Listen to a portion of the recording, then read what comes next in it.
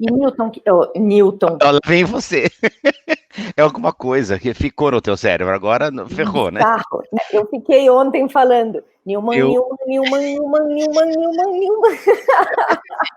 Vou falar ou não vou falar? Vou falar, porque a gente só vive uma vez, por que não, né?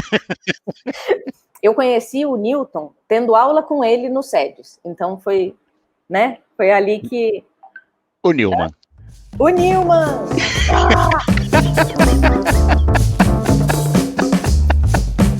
Vamos acabar com essa entrevista.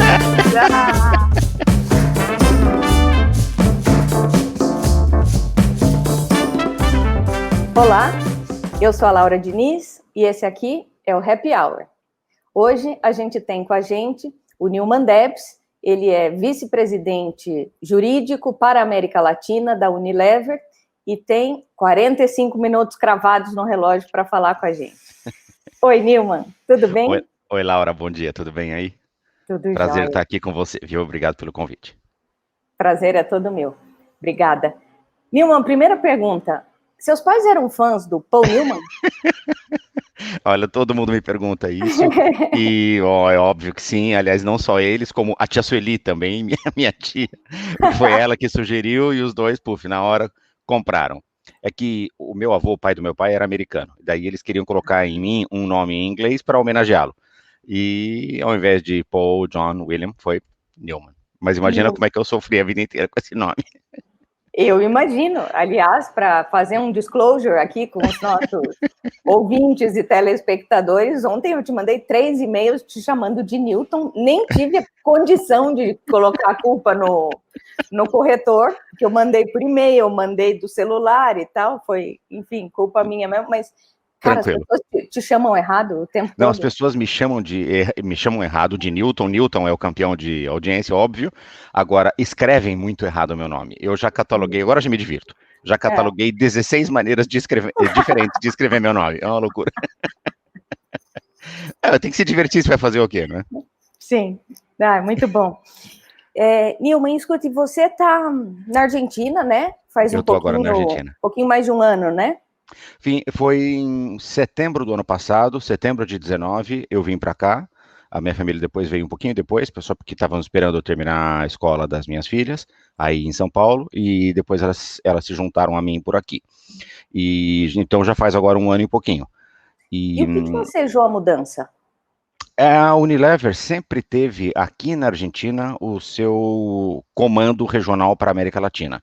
Embora o Brasil seja o maior país da região para a gente, o entendimento é de que convém que o management esteja por aqui, porque estar no Brasil implica um certo risco de ser super absorvido pelo Brasil, porque realmente o Brasil é um país muito grande, muito complexo, então se o management estiver lá, possivelmente vai olhar só para o Brasil. Então a gente já há muitos anos tem esse pessoal colocado por aqui, e o ano passado eles me convidaram para me somar fisicamente a eles, e aí está a ironia, porque na verdade pouco tempo depois começou a pandemia, não tem mais fisicamente, é tudo virtualmente, né? Sim. E eu me lembro que um dia, eu acho que foi mais ou menos na época que a gente se conheceu, você estava me contando um pouco do seu trabalho, e se eu não tô louca, eu me lembro de você, bom, para quem te chamou de Newton 3 vezes ontem... Não, relaxa lá. Não, estou me sentindo culpada aqui, mas enfim. Eu acho que você me disse que lidava com 28 países, cuidava de 28 países. Esse é o número ainda? É o número ainda, quer dizer, dentro da América Latina, para a gente, está desde o México até a Argentina. A Unilever tem operação em praticamente todo lugar, só às vezes tem algum país muito pequeno, Ilhas do Caribe, sei lá o quê, onde a gente tem escritórios ou representantes, distribuidores. Mas realmente, nos maiores países, a gente está presente e, aliás, é muito grande na maioria desses países, né? Cara, é impressionante esse número 28, porque... Pô, não são 28 estados de um país, guardadas as devidas proporções, com regulações parecidas, com legislações parecidas, com uma cultura parecida, né? São 28 países. Como é que você se organiza para cuidar de 28 países? Me ajuda a entender um pouquinho da sua rotina, assim?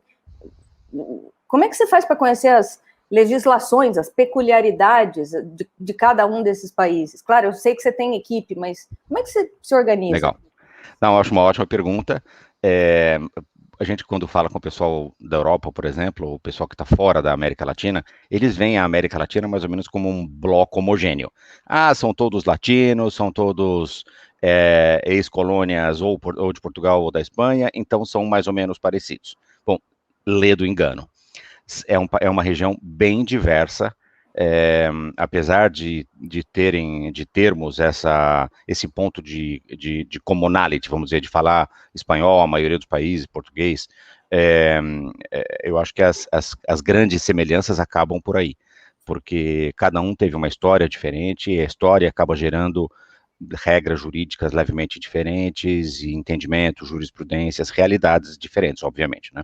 Agora, por causa, certamente, do comércio internacional já há muitos anos, as regras dos países, especialmente no que diz respeito ao direito da empresa, elas são muito parecidas. Então, existe uma grande homogeneidade em regras jurídicas, de propriedade intelectual, de contratos, de temas mais modernos como privacidade de dados. Então, esses temas, eles são globais. Claro que quando você aterriza em cada país, a maneira de executar esses direitos, ela pode variar um pouquinho. O melhor exemplo disso que eu estou falando é o processo civil. O processo civil quase sempre é mais ou menos a mesma coisa, mas o prazo para uma contestação num país é levemente diferente do outro, um apelo, que documento junta, etc, etc. Então é aí em que o advogado local é que tem realmente a expertise e a chave dessa regionalização funcionar é trabalhar num nível regional de coordenação e num nível local de execução com gente local, que entende daquele métier. É assim que eu faço. Então, nos países, você já falou, tá certa, nos países tem equipes, às vezes internas, às vezes externas, que nos ajudam a interpretar, a executar, a implementar aquilo que a gente combina e coordena regional e globalmente. É assim que funciona. É desafiador, né? Claro que é. Eu imagino. Quantas pessoas você tem na sua equipe? Tem, no momento, em termos de advogados, 20 advogados. Esse é o grupo que cuida de América Latina comigo. 20 são as lideranças que respondem para você? Então, é assim, olha, 20 são os, vamos dizer, diretores e gerentes que trabalham com a gente aqui. Então, eu tenho gente fisicamente no México, que é um país muito grande para a gente, em outros países da América Central, então a República Dominicana, El Salvador, Unilever tem negócios em Cuba, tem gente em Cuba. Depois nós estamos, obviamente, na Colômbia, Venezuela, Equador, com gente lá, tá? Então, gente nossa, advogados nossos lá. Daí, Chile, obviamente aqui na Argentina, Brasil, e uma coordenadora que cuida dos países um pouco menores, como Peru, Bolívia, Paraguai. Essa pessoa é uma colombiana, mas que já há muito tempo transita pelas legislações desses países e tem bastante, vamos dizer, tem bastante liberdade, bastante trânsito desses países, né? Assim que a gente faz. Entendi. E, bom, liderando uma equipe que está espalhada geograficamente, imagino que boa parte da sua atividade já era digitalizada, digamos assim, né? Reunião virtual, esse tipo de coisa, ferramentas online para vocês acompanharem as tarefas uns dos outros, isso já era rotina para você, né? A pandemia não trouxe um desespero em relação à organização, né? Não, ela reforçou. Já era assim, o jurídico da Unilever é um jurídico muito globalizado, então nós estamos falando aqui focado em América Latina, mas a gente também é parte de um grupo maior, que é o grupo global do jurídico, e a gente trabalha muito, muito conectado. Então, mas que você fala assim, nossa, mas o que pode ter tão de conexão entre um jurídico de América Latina com o global? Sei lá, por exemplo, tecnologia. Tecnologia para dinamizar e viabilizar o trabalho jurídico de maneira até mais autônoma, mais automática. Contratos, por exemplo. Isso é um programa global nosso, em que a gente vai aterrissando nos países. A América Latina, aliás, é um dos grandes lugares em que a gente avançou muito nessa questão de tecnologia. Então, quando veio a pandemia, a gente simplesmente acelerou mais ainda aquilo que a gente já fazia. A gente não teve, Laura, que fazer uma mudança de cabeça. A gente teve que sim se acostumar a ficar horas e horas em frente ao computador, né? Mais horas, né? É mais horas. Porque antes, de certa maneira, embora a gente já estivesse trabalhando também virtualmente, tinha sempre a oportunidade de viajar, conhecer, visitar localmente as coisas, ao vivo, conhecer pessoas, etc. Que, obviamente, esse último ano ninguém fez nada disso, né? Ficamos todo mundo em frente ao computador. Sim.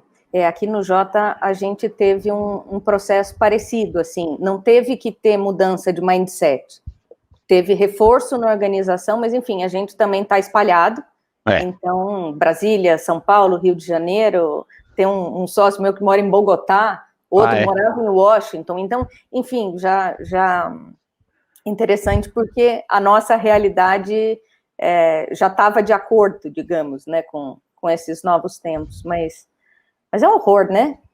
É estranho, né? É muito estranho, eu acho muito estranho.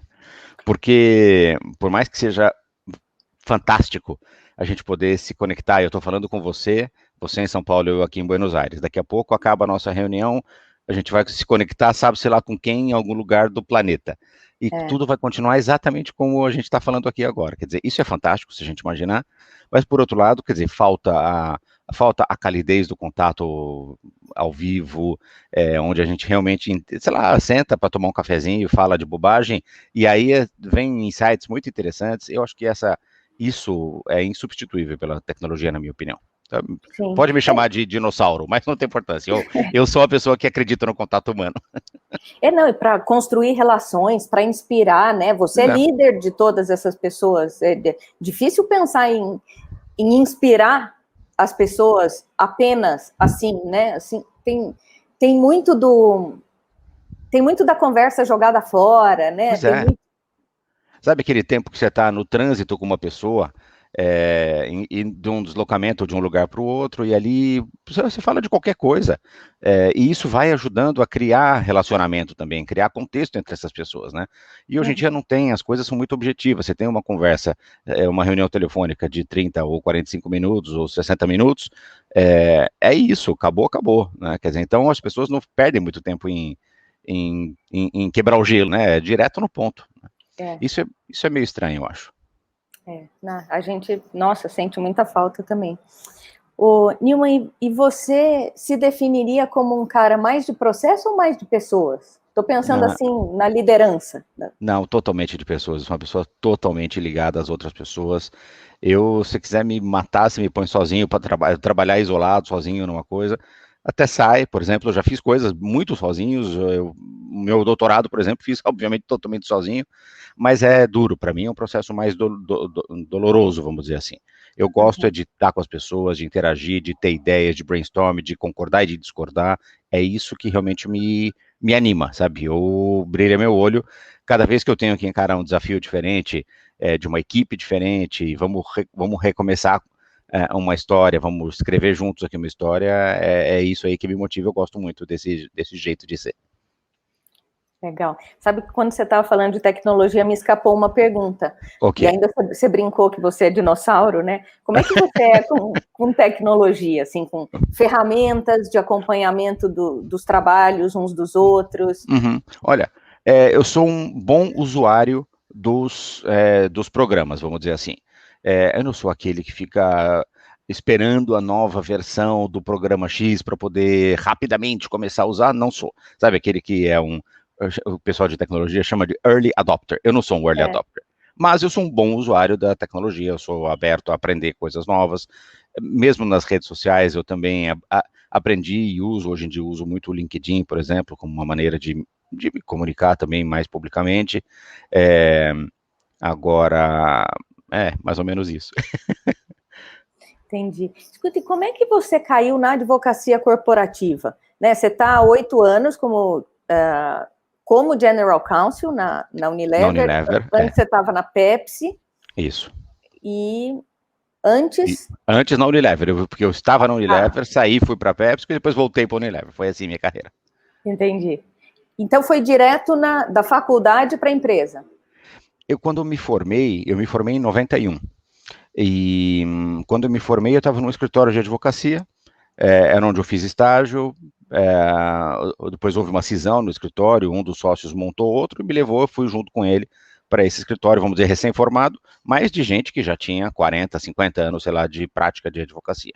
E eu era estagiário e me formei e fui junto. Fiquei 1 ano e pouco ali, mas eu já sabia que eu queria uma coisa diferente. Daí, o que que eu fiz? Eu liguei para um antigo chefe meu, da época do estágio, que eu sabia que estava trabalhando na GC Lever, para você ter uma ideia, que era o nome que a empresa tinha naquela época. E falei, Rogério, você, não sei se você lembra de mim, foi teu estagiário? Ele, claro, Nilma, você tá louco? Faz 2 anos, né? E eu tô querendo ver se você me ajuda a ir para uma empresa, acho que isso aí seria legal para mim. E ele falou, Nilma, manda agora o seu currículo para mim, porque eu estou precisando trocar o meu advogado assistente, então, quem sabe você vem para cá. E, para encurtar a história, faz 30 anos que eu tô aqui. Que bacana. Quando eu comecei, Laura, eu entrei na faculdade de Direito porque eu queria ser diplomata. Olha, Eu sempre gostei muito de culturas diferentes, de viajar, de outros idiomas, é uma coisa, é uma paixão, eu gosto disso. Mas quando eu entrei na faculdade de Direito, pouquíssimo tempo depois eu falei, não, não quero ser diplomata mais, eu quero ser advogado, isso aqui sabe, te pegou. me pegou, super. Então, e estar numa empresa é muito diferente de estar no escritório de advocacia, é quase outra função, o advogado in-house do advogado do escritório. Porque o advogado de dentro da empresa, ele sofre a pressão, ele vive a paixão da empresa no dia a dia. Quer dizer, ele acompanha todos os projetos, as frustrações, etc., e as ideias, e as celebrações, e a loucura toda, no dia a dia. E tem que estar sempre muito pronto a dar aquela primeira orientação de ajuste de rotas, olha, vai por aqui, vai por ali, cuidado, tem uma oportunidade ali, vamos pegar, etc. Então, é muito dinâmico. E eu acho muito legal, eu gosto muito desse dinamismo. Não quero dizer que um advogado de escritório não tem uma vida dinâmica, tem muito dinâmica, mas é diferente. Porque ele Sim. pode ir com muito mais profundidade nos temas, ele talvez Ele tenha tem perfil de especialista, né?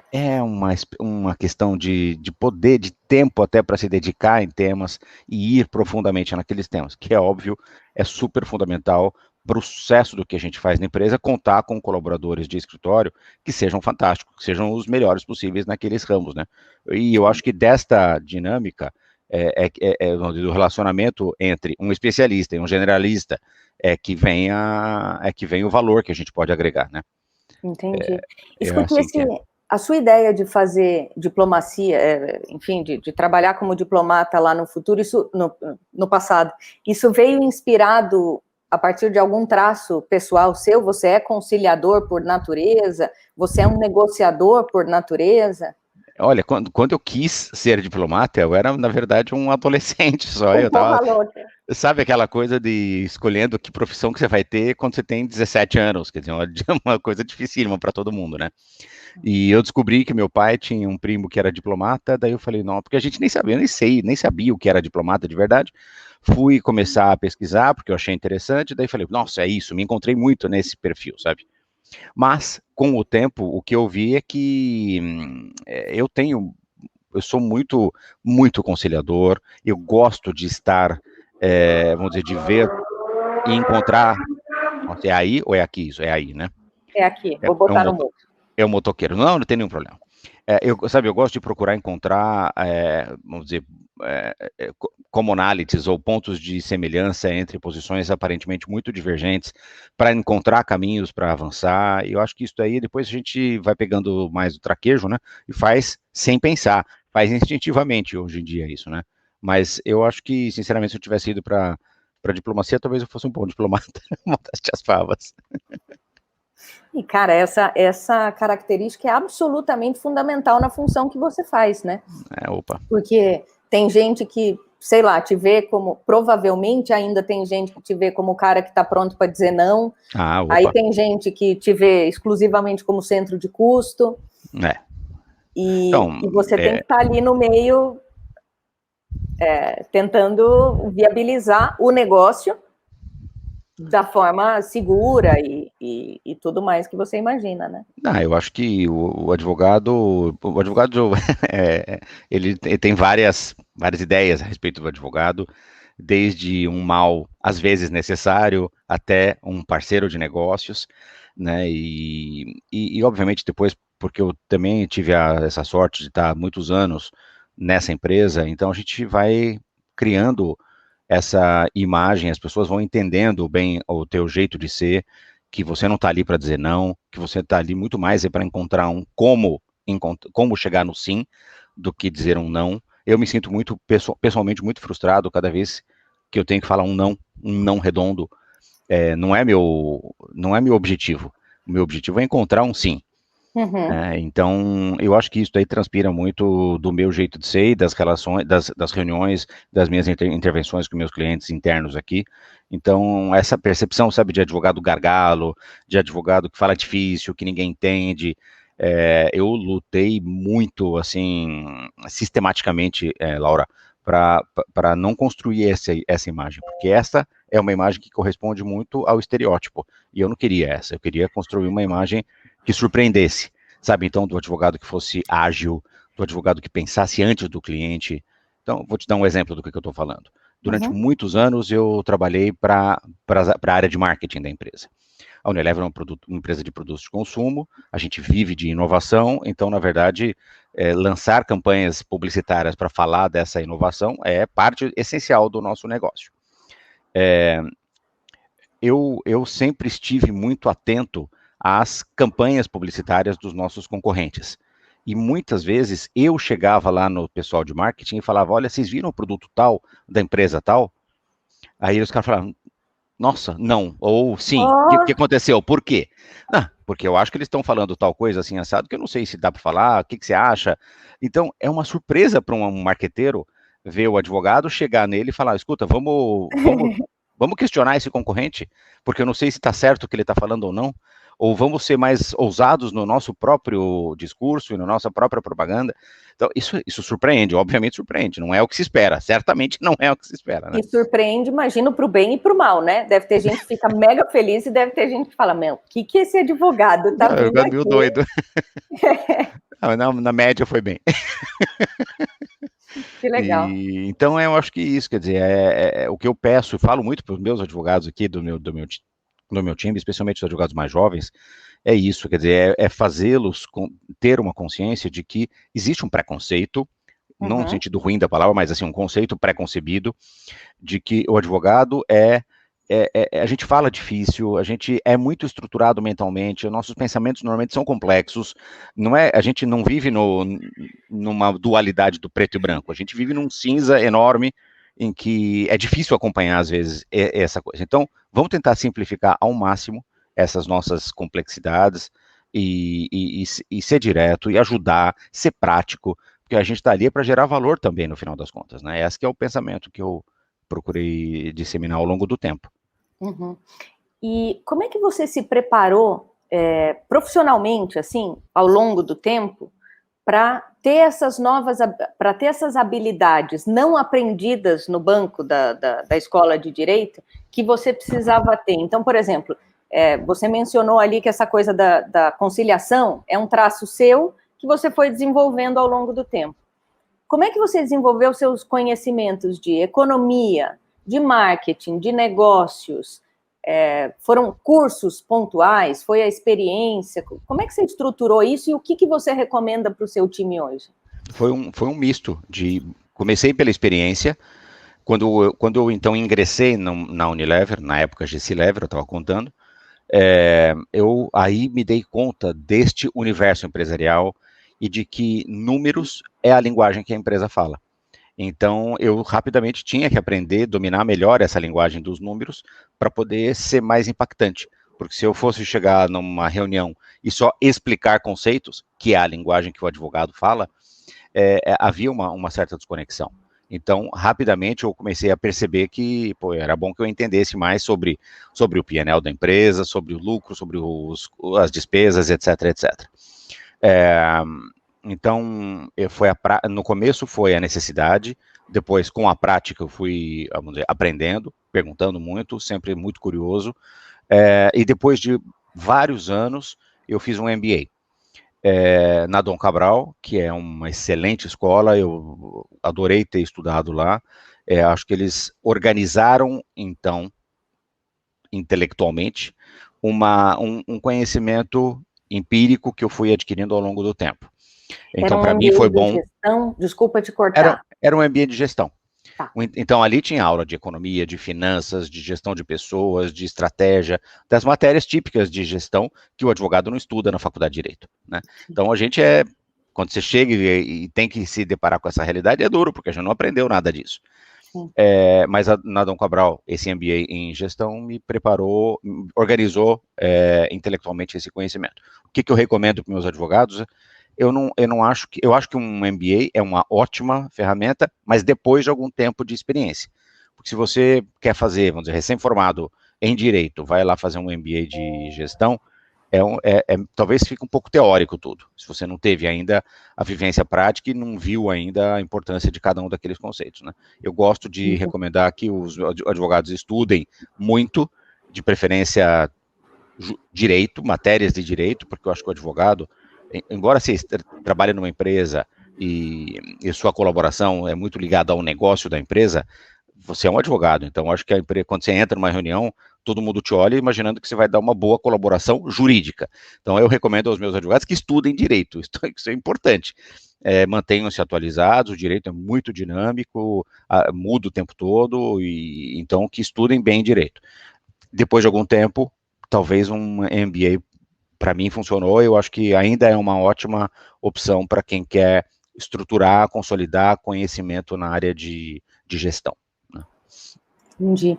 Nilman, aqui no Brasil é muito claro que ainda hoje as faculdades, de forma geral, formam litigantes, né, formam advogados olhando para trás e não advogados olhando para a tecnologia, olhando para conciliação, olhando para informatização da área, né? A gente ainda tem uma série de críticas muito pertinentes, né, ao currículo básico do advogado aqui no Brasil, enfim, das faculdades.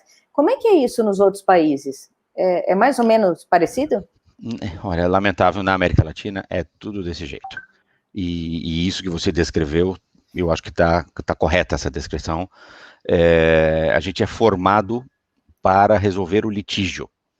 A gente não é formado para evitar o litígio, para a composição privada dos temas.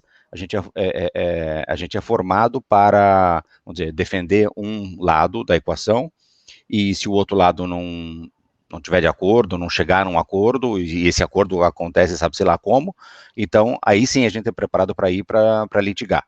E o resultado a gente vê, montanhas de processos em todo quanto é lugar do nosso país. Aí, né? Agora, na América Latina, muitos lugares são assim também. Então, aqui na Argentina, a gente tem bastante litígio laboral, bastante parecido com o do Brasil, no México também. Então, eu acho que isso, infelizmente, ainda requer uma evolução de pensamento da sociedade para encontrar novos meios, porque sabe o que acontece? O sistema não aguenta, o sistema explode. Não tem como, porque são pilhas de coisas que tem para julgar e demora muito. O processo é uma coisa lenta, por essência, e tem que ser, para dar tempo de entender, de ir a fundo, de estudar provas, etc. Claro que eu não estou falando que não tem situações que você sim vai ter que ir a litígio, óbvio que sim. Agora, a gente... Mas não é só a faculdade de Direito que não prepara, eu acho que é uma questão cultural, sabe? Então, sei lá, quando eu estou vendo um jornal, uma entrevista, um jornalista às vezes faz uma pergunta empurrando quase o entrevistado. Eu estava vendo agora no rádio pela manhã, numa situação que aconteceu aí no Brasil, o jornalista perguntando, bom, mas e a responsabilidade? Quando que vocês vão, sabe, quando que vocês vão começar o processo de responsabilização de quem gerou esse problema? Puxa, será que essa é a única possibilidade? Eu nem estou julgando lá, porque eu não conheço detalhes da situação, mas eu acho que a gente tem que melhorar o nosso ferramental mental de imaginar que pode haver, certamente há, outras maneiras de você avançar que não seja só o litígio. Então, me preocupa isso. Sim, não, e você tem toda a razão que isso é cultural, né? A gente pode pegar o exemplo dessas leis penais no Congresso, né? Acontece alguma coisa que sacode a sociedade, que choca, e passa alguma coisa no Congresso apertando enfim, uma punição para cá, tornando uma conduta mais abrangente para lá, né? Um negócio assim. O raciocínio, de certa forma, é o mesmo, né? Em vez de corrigir estruturalmente a causa do problema, a gente não olha para isso, né? A gente olha mais para a repressão, né? Para a repressão e para o curto prazo, que é a mesma coisa, de certa forma, do litígio, né? Porque se uma série de consumidores ficam falando para você, olha, tem esse problema aqui, tem esse problema aqui, tem esse problema aqui, vamos brigar, me parece que é o caso de você olhar para dentro da empresa e falar, o que está errado? Qual é a causa disso, né? Para tanta gente... Isso me lembra um dia lá no SEDES. O SEDES é uma ONG, para quem está nos vendo e nos ouvindo, uma ONG presidida pelo professor Grandino Rodas, que foi reitor da USP e tal. É um centro de estudos de direito e economia que tem como objetivo formar lideranças no mundo jurídico, né? Lideranças do mundo jurídico corporativo, digamos assim. Estão até com um mestrado agora, novo e tal. Eu conheci o Newton tendo aula com ele no SEDES. Então foi, né? Foi ali que... O Newman. O Newman!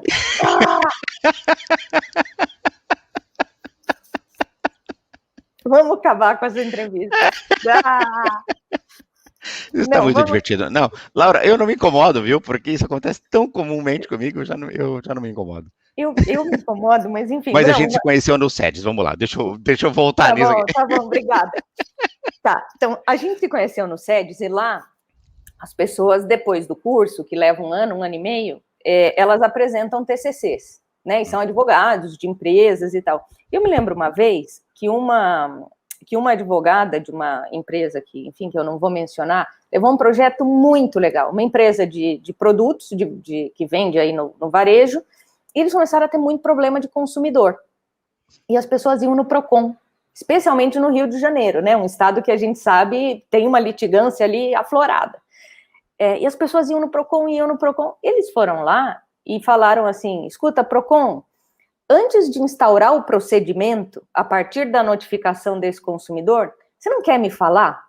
Me fala e me dá 2 dias. Se eu resolver o problema, você não instaura o procedimento. O cliente fica feliz, eu fico feliz porque eu tenho um procedimento a menos para lidar, e beleza. E, cara, a taxa de sucesso, pelo que ela apresentou no TCC, foi altíssima. E olha que benefício para todo mundo, né? Assim, uma iniciativa que partiu da empresa. Lógico, você tem que pensar, no fundo, acho que requer um pensamento de, bom, para que todos nós estamos aqui, afinal de contas, né? É para ficar litigando, é para resolver a vida das pessoas, para que as pessoas sejam mais felizes no final das contas, né? Então, eu acho que essas iniciativas são louváveis, e a gente tem que se acostumar mais e dar um voto de confiança para essas empresas, para esse tipo de solução alternativa, né? Se não funcionar, sempre vamos ter à disposição os meios de repressão e o litígio como um deles. Mas se funcionar, é ótimo, é muito mais rápido, é muito mais barato, é muito mais sustentável, é muito mais barato, inclusive para o poder público, porque custa muito caro manter todo um aparato de julgadores, de gente porque cada processo tem por trás dele uma necessidade de funcionário que mantém o histórico das coisas, que junta documento, que notifica, que faz a máquina girar. Então, eu acho que falta, a gente tem uma oportunidade aqui no Brasil de pensar um pouco diferente, um pouco mais para frente, soluções mais eficazes, na verdade é isso, porque no fundo é disso que a gente está falando aqui, o direito está aqui para poder pacificar tensões sociais, na verdade, essa é a finalidade do direito. Menos dizer, protocolar, não, né, e mais eficaz. Então, senão a gente se perde nas idiosincrasias jurídicas, e quando na verdade não estamos aqui para isso, na verdade a gente está aqui para ser mais eficiente, para melhorar, como eu disse, melhorar a vida das pessoas. Eu acho que essa é a grande diferença de pensamento. Se a gente adotar isso como um ponto de partida, aí eu acho que a gente tem condição de olhar mais para frente do que para trás, né, como você disse. Sim.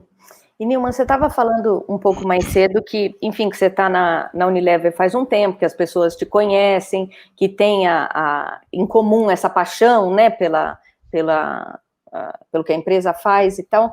Qual é a missão da Unilever e como você se identifica com ela? Como ela te toca? Legal. Bom, sensacional. É uma ótima pergunta. Unilever é uma empresa global, produtos de consumo. Vocês todos, tenho certeza que consomem coisas da Unilever. Aí no Brasil, é o nosso. A gente sabe que 99,9% das famílias brasileiras consomem alguma coisa da Unilever diariamente. E a gente tem consciência dessa presença muito importante nossa.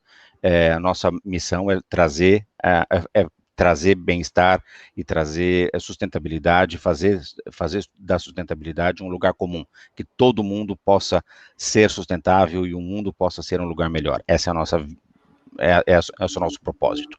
E eu acho que isso fala diretamente com o meu propósito, da maneira como eu enxergo o direito. O direito, eu acabei de dizer, para mim, é uma ferramenta de viabilizar a pacificação social. E não é um jeito formal de dizer, é simplesmente dizer o que eu realmente acho. Quer dizer, nas relações humanas, sempre vai haver espaço para conflitos. E o direito é a melhor ferramenta possível para resolver esses conflitos e, às vezes, para evitar os conflitos. E isso é ser sustentável nas relações humanas. Agora, é claro que também nós estamos falando de sustentabilidade em termos de meio ambiente, em termos de produtos que tenham formulações menos agressivas. Isso é o nosso dia a dia. A gente acabou de fazer um compromisso na área nossa de produtos de limpeza para o lar, home care, muito importante em termos de redução de plástico nas embalagens, de redução de produtos químicos. É um compromisso nosso de longo prazo. O Brasil é um país muito grande dentro do esquema global da Unilever em produtos de limpeza, então vocês vão ver ao longo do tempo uma série de inovações que a gente vai trazer para melhorar e modificar a maneira como se limpa a casa hoje em dia. Eu acho redução de quantidade de produtos químicos, etc, etc. Então, é por aí.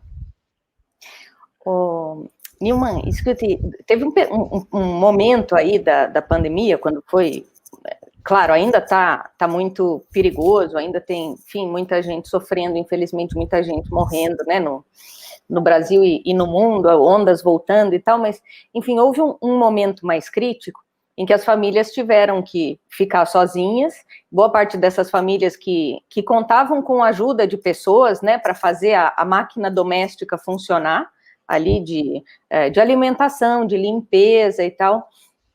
Durante esse período mais fechado, com quais produtos da Unilever você ganhou intimidade? Eu sou um ótimo dono de casa, você não sabe.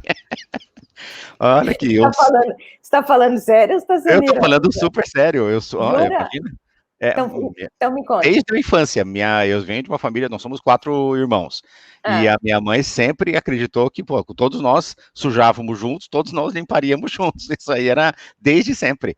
Então, ou pelo menos passar um aspirador, tirar um pó, essa sempre foi a minha tarefa, entendeu? Olha agora, só. Se eu não lavava roupa quando era adolescente, solteiro, mas veja, hoje eu lavo louça totalmente, sem o menor pudor, lavo louça, que mais que eu faço? Bom, eu tiro pó, aspiro, cozinho, modéstia às favas, cozinho bem, inclusive. O que você gosta de fazer? Eu gosto de fazer comida árabe. Eu sou de origem libanesa, então desde sempre eu vejo. Minha mãe não gostava de cozinhar, meu pai gostava. Então eu me lembro da gente ali circundando meu pai, e eu ficava muito perto dele, enquanto ele ia lá fazer baba ganoush, hummus e aquelas coisas divinas da comida libanesa. Eu gosto de cozinhar. E você cozinha salgado e doce ou só salgado? Não, melhor salgado. Minha mulher é doceira, eu sou mais do salgado. Então a gente cozinha junto aqui em casa. E as minhas filhas também ficam ali por perto e ajudam. Então, as duas já têm suas receitas que elas são autônomas, sabem fazer. E são pequenas. Pequenas quanto? 10, 12. Entendi. Ó, que maravilha. Pequenas, mas elas já têm, porque eu acho que é importante a gente ter autonomia, sabe? E já há bastante tempo, eu vou colocar até no plural, anos, nós não temos empregada doméstica, a gente se vira sozinho na minha casa. A gente é uma família meio diferente. Mesmo antes da pandemia? Mesmo antes muito antes da pandemia, anos. que a Olha gente só. já não tem mais empregada doméstica, nós dividimos a nossa tarefa, as meninas nos ajudam também, elas levantam, fazem a cama, mas é só uma bobagem, só fazem a cama, tudo bem, mas já é alguma coisa. Tirou a roupa suja, elas já vão lá, levam a roupa na lavanderia, põem no cesto, etc. Ou seja, são pequenas tarefas que eu acho que vão dotando aqueles indivíduos de autonomia, né? Porque sabe, Laura, tem uma coisa romântica, eu quero morar sozinho, não nessa idade delas, naturalmente, mas os jovens, eu quero morar sozinho, eu quero ir para Londres, todo mundo quer ir para Londres, já viu? Sim, mas você precisa entender que lá ninguém tem empregada doméstica, você precisa se virar. E é melhor que você saiba fazer alguma coisa, porque senão você vai sofrer muito na sua vida, né? E enjoa comer só ovo frito e omelete. Você precisa saber fazer, aumentar um pouquinho o teu repertório, né? Então a gente sempre pensou muito nisso, até como uma maneira de ser mais autônomo, sabe? De viver a vida melhor, eu acho. A gente gosta muito desse estilo. Então, final de semana na família Debs tem faxina. Opa, sábado, totalmente faxina, dia de faxina, e Olha a gente só. cozinha durante a semana, normal, vida normalíssima. Que legal. Muito bom. Escuta, e sua paixão por café? A quantas anda? Por café? Por que por café? Não, Eu então, adoro um cafezinho, né? Então eu tô louca, É porque isso? a gente teve uma conversa e você estava me falando do café árabe. Isso, eu gosto mesmo de café. Então, eu tô curioso, onde você tirou isso? Você guardou, então, o que eu te falei, é isso? Então, a memória da gente é uma ilha de edição, né? E Mas... daí é difícil, porque o tempo vai passando, e assim, eu associo você a café. Café. Olha que coisa de doido. Foi muito marcante uma vez que a gente almoçou, conversou no SEDES, eu não me lembro, e você estava me explicando a forma como você faz café e que você, durante a sua juventude, você conhecia apenas um tipo de café em que vinha o grão. E depois você partiu para a sua vida, digamos, adulta e falou, meu Deus, existe um mundo de cafés. E é o que eu primeiro lembro. Primeira cafeteira com filtro de café que a gente teve na minha casa, eu já estava na faculdade, para você ter uma ideia. Até esse momento, era café árabe, ou seja, põe a água para ferver, a hora que a água ferveu, você desliga, põe o pó dentro daquela água, mistura, pega um pouquinho, assim, um dedinho de água fria, joga por cima, porque aquele choque da água fria com a água fervendo vai fazer aquele pó precipitar, e aí você se serve direto daquela caneca. Era assim que eu tomei café a minha vida inteira, até os 20 anos, sei lá. Só depois é que veio a primeira cafeteira, como é que se chama? Com filtro. Sim. E hoje em dia você vai ver, é tão gostoso, você vai nessas lojas de café, tem 30 tipos de jeito diferente de fazer café e degustar o café. Adoro. Fiquei surpreso só de você lembrar. Eu lembrei mais ou menos, então. Mas você sabe que eu lembrava de você falar, porque eu acho que quando você mencionou, contou do café que vinha o grão ali, o pó do café junto, não é o grão, o pó do café junto, eu nunca tinha tomado café assim, até você falar. E eu acho que por isso que me marcou a sensação de surpresa. E eu fui atrás depois de tomar. Não diga isso que eu ia te perguntar, você já encontrou algum? Sim, mas é esquisito, né? Assim, para quem toma café filtrado a vida inteira, ou café expresso, né? Fico imaginando o seu susto ao contrário, né? Assim, exatamente. Não, e daí que vem aquela coisa, a tradição das árabes, de ler, sabe, ler a borra do café. Porque o café que a gente toma, café expresso ou café coado, não tem borra, porque já foi todo filtrado. Mas esse café que você testou aí, ele deixa uma borrazinha na xícara. E aí, sabe como é que é, né? Você pega aquilo, põe o pires por cima, vira, e o restinho de água de café você escorre, e o que fica colado no fundo da xícara, aquela borra, aquele pó, então a pessoa que é a leitora da borra de café, lê e fala o teu futuro a partir dali. É sensacional. Eu só vi em filme. Isso eu ainda não encontrei, mas se você tiver uma indicação aqui em São Paulo, eu topo testar. Não, São Paulo tem tudo. Certamente a gente vai encontrar uma pessoa que lê borra de café, não? Aproveitando a deixa, você é um cara supersticioso? Não. Não, supersticioso não. Eu acredito, sinceramente, eu acredito muito no trabalho, no esforço. É isso que eu acredito. Essas são as minhas superstições. Uma vez eu tive um chefe que ele falou uma coisa que me marcou muito. Sabe aquelas frases que a pessoa fala e você fala, putz, tá certo, cara? Ele fala assim, mano, sorte é uma conjunção de esforço, né, e com oportunidade. Ou seja, de capacitação, qualidade com oportunidade. Se você tiver só a sua capacitação, a sua qualidade como profissional, mas não tiver a oportunidade de demonstrá-la, você não vai muito longe. Por outro lado, se também só tiver a capacidade, a oportunidade, mas não tiver o que mostrar, também não dá certo. Então, quando esses dois se encontram, aí é que acontece a magia do que muita gente chama de sorte. Eu acredito muito mais no trabalho do que, sei lá, nos amuletos e tudo mais. Do que na leitura ali da borra de café? É só para divertir e dar espaço para mais uma xícara, né? Não é? Maravilhoso. Você sabe que eu penso exatamente como você, mas eu sou muito curiosa hoje em dia em relação a essas coisas. Assim, se alguém me falar, tem ali uma pessoa que faz uma bela de uma leitura de borra de café, eu vou falar, quero ir lá conhecer. Ir, né? É capaz de eu ir mesmo. Olha, leitura de borra de café eu nunca vi, não sei, mas a gente deveria pesquisar e inclusive deixar aqui para os teus espectadores uma referência. Imagina essa pessoa que a gente encontrar vai ficar milionária de tanta borra que vai ler. Maravilha, aí já vem um patrocínio de uma marca, né? Assim, a melhor leitura de borra de café com o café Tananã. Com o café tal, isso aí. Café Tananã, que enfim, prevê o seu futuro. Por aí. Falando em futuro, quais são seus planos de futuro? Você falou que gosta de desafios e tal. O que você vislumbra aí para os seus próximos anos? Legal. Bom, eu tenho um acordo com a Unilever de eu ficar aqui na Argentina por alguns anos. Então, obviamente, o meu futuro é, a partir daqui, trabalhar, seguir fazendo esse meu trabalho de liderança do time legal para a América Latina. Além disso, eu participo do grupo global do jurídico da Unilever, que lidera essa função jurídica, no planeta inteiro. Então, tem alguns temas que a gente definiu como temas importantes para o futuro nosso dos advogados da Unilever. Então, um grande tema, está sentada, né? Porque não são temas jurídicos, tá? São temas do mundo. Tá, até me ajeitei. Um tema que a gente definiu como fundamental para a gente estudar e para os advogados estudarem e se entenderem mais, é o tema de justiça social. Porque esse é um tema do planeta. O planeta fala disso. Black Lives Matter e diversidade e inclusão, etc, são todos temas, né? Exatamente, empoderamento, esses todos são temas de justiça social, e eles têm milhões de consequências na vida das pessoas, e, portanto, para o direito, porque o direito tem a ver com a vida das pessoas, né? Então, esse é um tema. O outro tema que a gente viu como fundamental para o futuro... Desculpa só te cortar. Estudar um tema desse significa agir de que forma depois? Significa fazer que tipo de coisa depois? Olha, tem várias agendas que você pode deduzir destas, né?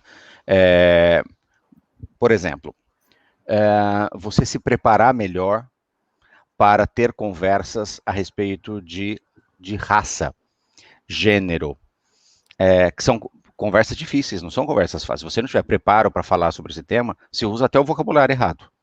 E você tem conceitos que podem te levar para lugares muito errados, sinceramente. Então, conscientizar as pessoas a respeito disso é um super papel. E imagina que nós estamos falando de uma empresa de produtos de consumo. Essa empresa fala com os consumidores milhões todo segundo. Então, você não pode se dar ao luxo de errar, porque um erro vai custar muito caro. Lembra que nossos advogados ajudam no processo de inovação, de como que a empresa conversa com os seus clientes através das propagandas.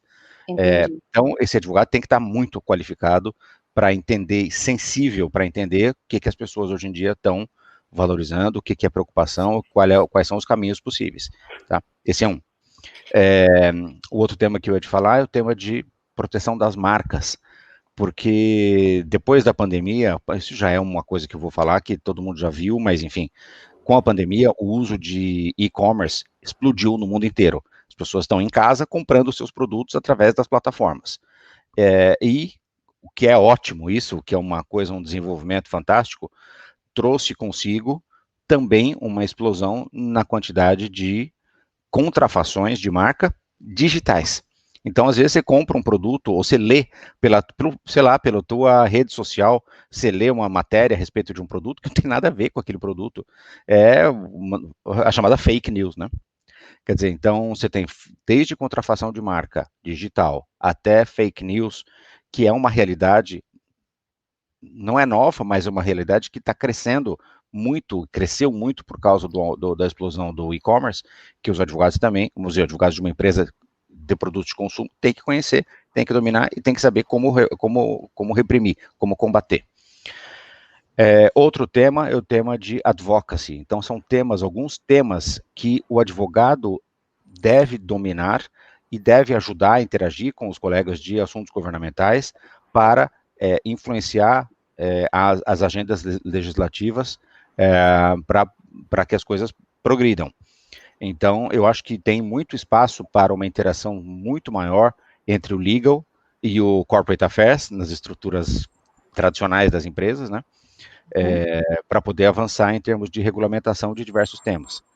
E o último tema que a gente definiu como um tema de futuro para a gente é o tema de privacidade de dados, que é um tema do presente, mas é um tema que cada vez mais no futuro vai ser importante. Então, eu te coloquei 4 grandes temas que estão na minha agenda, como líder da Unilever, para desenvolver na América Latina, para desenvolver no Brasil, para desenvolver aqui na Argentina, em outros países também, além de, e subjacente a eles todos, o tema de tecnologia do direito. No Brasil, a gente vive uma realidade já mais avançada do que eu vejo em outros lugares. Em outros lugares, a gente ainda está num estágio onde o Brasil estava alguns anos atrás. Esses legal techs, que no Brasil são tão comuns, tem tantas já tem um mercado de empresas que competem em termos de soluções de tecnologia, em outros lugares ainda não é assim. Então tem várias matizes de desenvolvimento, do nível de desenvolvimento dessas legal techs. Então, esses todos são os temas que vão me manter ocupado pelos próximos 2, 3 anos, tranquilamente, Laura. Estudando e fazendo acontecer. E além disso, influenciando também os outros advogados que trabalham comigo para despertar o nível de conhecimento, porque quando a gente você é brasileiro, eu sou brasileiro, a gente já viveu, eu já vivia, e você vive aí num país em que tem um mercado importante de legal techs, e você sabe o efeito que isso gera. Agora, quando você fala com um advogado de um país que não sabe ainda, que não viveu essa realidade ainda, para ele é uma coisa totalmente teórica do que o Newman está falando comigo. Qual é a importância? Até hoje eu vivi sem isso, por que isso é importante? Então, vem esse homem com esse nome gringo falar de tecnologia, né? Jurídica, tá louco? Tá totalmente doido, né? Aliás, não tem nome mais não brasileiro que Newman Debs, né? Fala sério. Pois Capricharam, né? Quando eu tive minhas filhas, a gente escolheu nomes bem brasileiros que não tem nem como errar na grafia. Então foi a propósito. Gato escaldado, né? Super, gato escaldado tem medo da grafia. Maravilha. Newman, o papo foi uma delícia, nós chegamos aqui no seu tempo, você vai precisar fazer a sua call com outro país, né? Já vou viajar para outro lugar agora. Para onde que você vai agora? Equador. Eita, maravilha. E, escuta, alguma coisa que eu não perguntei, que você acha legal dividir, especificamente, algum recado, alguma coisa só antes da gente encerrar? Não, eu só, em primeiro lugar, queria te agradecer pela tua generosidade de ter me convidado a participar, eu adorei, foi um ótimo papo. Dizer enfim, nós seremos ouvidos por muitos estudantes de direito, possivelmente, pessoas que estão ingressando na profissão jurídica, dizer só que, putz, eu tenho agora já 30 anos nessa jornada, adoro essa carreira, é uma profissão que não tem rotina, embora quem seja de fora da área jurídica fala, eu nunca seria advogado, é muito rotineira a vida, não tem nada menos rotineiro do que você advogar, porque é tudo super dinâmico o tempo todo, e lembrar de uma coisa importante, quer dizer, não tem atalhos para o sucesso.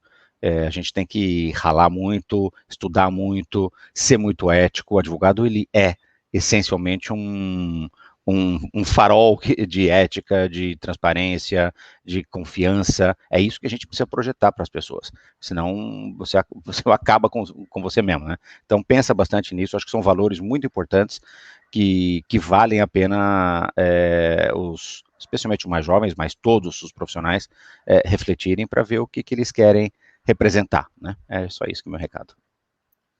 Legal, muito bom. Então, olha, muito obrigada, foi uma delícia esse papo. Vamos ver se a gente combina um café quando você vier para São Paulo, em algum momento. Estando em São Paulo, eu te aviso, a gente toma um café e procura a nossa leitora de borra. Isso aí. Muito obrigada. Obrigada a todo mundo que nos ouviu, que nos assistiu. E até a próxima.